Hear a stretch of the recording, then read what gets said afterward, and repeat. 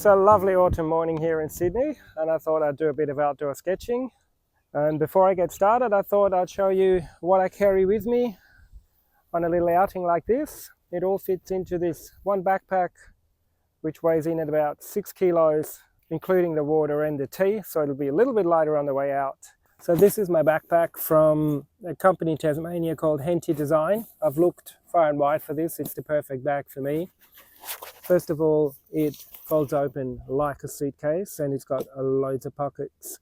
So in my main areas, I've got the bulky stuff. Important is my teeth. I've got my palette in here. I've got a water bottle in here. I've got my tripod in here. This is a Siri travel tripod, super lightweight. Also it comes apart with some extensions. Taken only a small watercolor block, just doing some small sketches probably, so I don't carry a lot of paper or heavy sketchbooks with me. In here is a camping chair. They weigh less than a kilo, so great to take with you for urban sketching.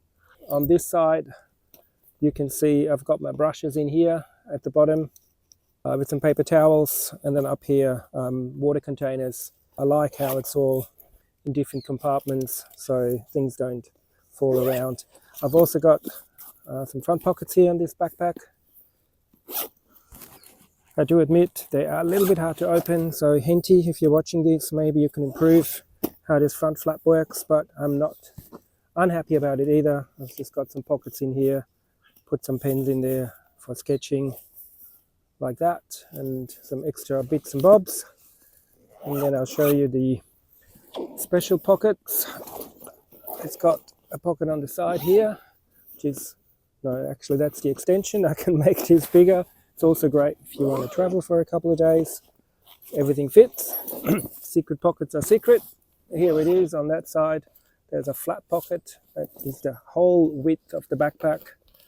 So I can fit in my little easel that clips just onto my tripod. And then here I've got a board.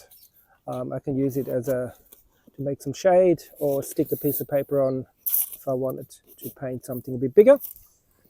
That's really all that I carry. Let's set it up. The first thing we'll do is set up the tripod. The legs, they just click in like that, and I'm going to just make it quite short. That leg, all right. Now I can either put this extension on here or not, but let's just do it. You've set up a tripod before, I'm sure you have. Nothing special there. This one's got a ball head, and then just my little $3 masonite board onto which I glued that quick release bracket. That's all I need for sketching. Just comes apart like that with some legs.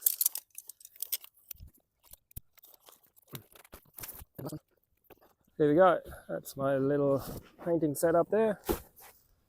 So now that we're sitting comfortably, off the palette, I got this Holbein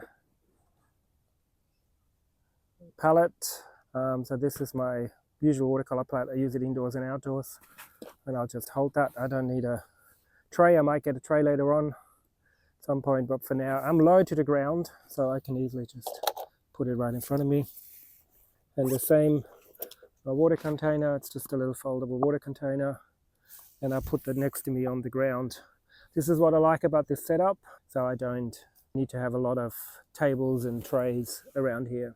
That's it, ready to paint.